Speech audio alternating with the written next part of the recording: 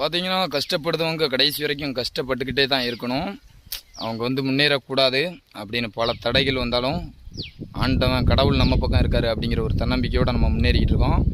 அப்பா சொன்ன மாதிரி அப்பாவுக்கு பார்த்தீங்கன்னா 13 வயசுலேயே அம்மா இல்லை. அதனால் அப்பாவோட வளர்ப்பு சொல்லி கொடுக்க ஆள் இல்லை. அதாவது ஆணோட வளர்ப்பு சரி இருக்காதுங்கிறது உண்மைதான்.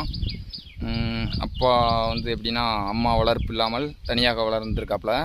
அதாவது அப்பாவோட வளர்ப்பில் நம்ம அப்படி இல்லை. நம்ம சின்ன வயசுலேயே பல சண்டைகளை பார்த்துருக்கோம். அம்மா அப்பா சண்டையில். இதில் அப்பா வெளியூருக்கு பாதி நேரம் போயிடுவார் கோவப்பட்டு அந்த மாதிரியா.